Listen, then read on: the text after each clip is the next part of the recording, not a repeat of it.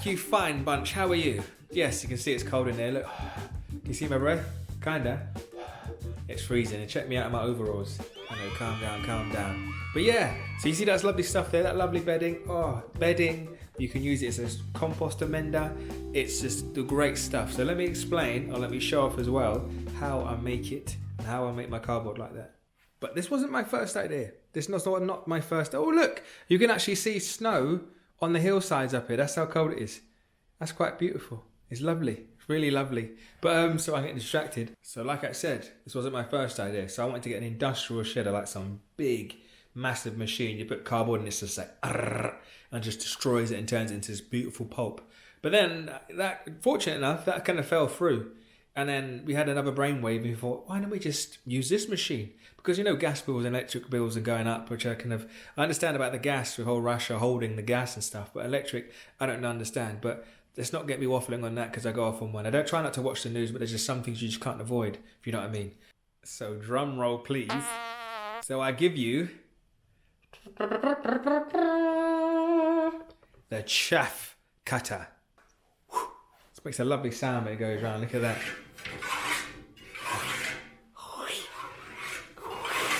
That's history right there.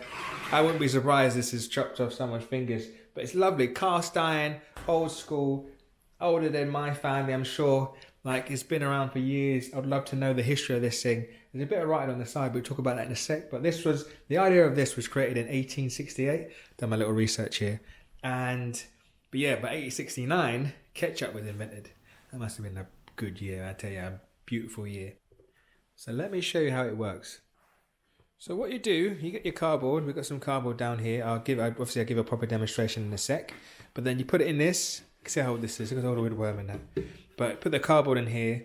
And as you spin this, you can see, if you look closely, you see the teeth. That's the wrong way. But then it spins round and it grabs. And there's a good enough gap in there. How big is it? It's good, maybe 2 inches in between there. And then what it does, it grabs it and then it forces it through the chute. And then what happens is the blades come down and chomp. Let's see it in action. So I've got my bit of cardboard. I didn't put all of it in. I chopped it in half or ripped it in half. And so I've got this kind of, how thick is it? It's about four layers thick. So I've chucked it in there. So it should be able to get a good grip. And is that the right way? Yes, it is. You see it moving now, and I'm not touching it. So it's moving, it's feeding through. And then I should really stand on this side. Let me set the camera up so you can understand. You see it's starting to feed through here. So let me set the camera up for you guys.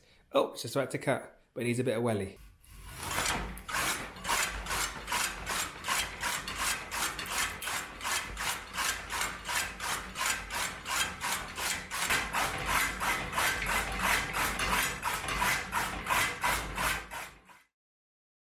Oh, that was lovely. Oh, look at it. Look at this stuff. Look at this stuff. Perfect bedding. Oh, I think I leaked a little. That's exciting. I love this machine. Oh, and it wasn't originally like this, by the way. It wasn't always like this. So if you have a look, see, Malcolm's he's sharpened these old blades here. They're really, really old. And they had a few nuts missing. He's very good with his hands, he is. He's very good at building and sorting out engines, whatever, any machine. I'm very good at botching. And he's very good at everything else. I just botch. That is my forte when it comes to building stuff. I'll see something, say, I could be that, and then I put it together kind of thing. So, but yeah, he's a good man to have around. I don't know what I'd do if I didn't have him around, because, I mean, he put this handle in. This wasn't here originally. So, yeah, hats off to him. I want to learn. I'll pick his brain, put it that way. So, yeah, it's been twerked and tweaked, and it's got a bit right on the side. So, have a look. It says rentals. It says patent, and it says chaff cutter, Haybridge and Malden, England. So if anyone recognises this or whatever, maybe hit me up. This could have some history. You might know more about this than me. So yeah, it's just lovely. It's heavy as, mate. Jeez.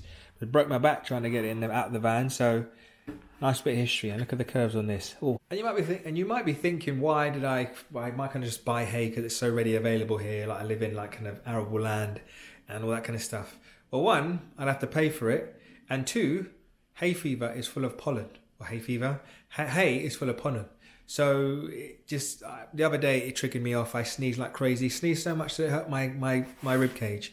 So that's why I opt for cardboard. Yes, cardboard is not without dust, but I'm in a space now, I can open the door if it gets too dusty, if I'm doing like loads and loads of cardboard. Plus cardboard is free and I get a good workout at the same time. And sadly enough, I've developed asthma because I live in some dark, dank house, but that's nothing. I mean, I know I'll get over it. But when I move out and move into a warmer house, I'm sure my lungs would improve. So as long as I keep fit and keep fresh, keep my chin up, then I'll be laughing. So another reason why I'm using cardboard bedding is because we don't get wood chip here.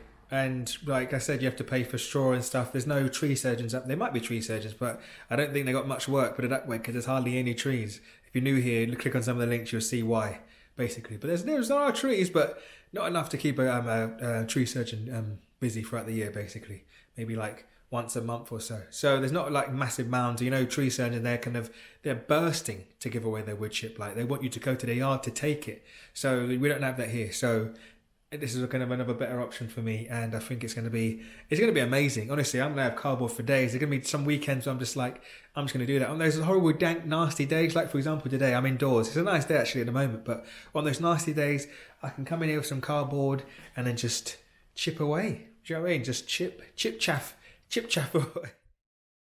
So there you have it, guys. The chaff cutter. Lovely machine, lovely tool. Oh, a nice bit of history right here. Definitely recommend one. This one was up for what, 140? Yeah, the only thing it needed was the handle, a few new bolts, and it's a little bit of sharpen basically. And then after that, it works perfectly well. So definitely recommend it. You know, the food and electric prices are only going to go up. They might go down, but we just don't know at the moment. Right now, it's ridiculous. People are struggling and stuff like that. This, you get a good workout. You get cardboard for free. But once you pay for it, you're laughing, and you can make mulch all the time, especially if you've got lots of birds, lots of livestock, and we make lots of compost. So definitely recommend. And it's a bit of a different vlog to what I normally post, but it kind of ties into what I'm doing. But if you're new here, click down some of the links below and you'll see what I'm up to. We've got a 10-acre patch up in sunny Uist, South Uist. I'm in South Uist right now, in North Uist, Outer Hebrides in Scotland. Very windy, very wet, but we're trying to build up a lovely place so we can be as sustainable as possible and just trying to teach and have fun and just have fun on the way. So thank you very much for watching if you got this far. And peace and hugs, and remember, it's not just my agenda, it's yours too. Hope to see you soon.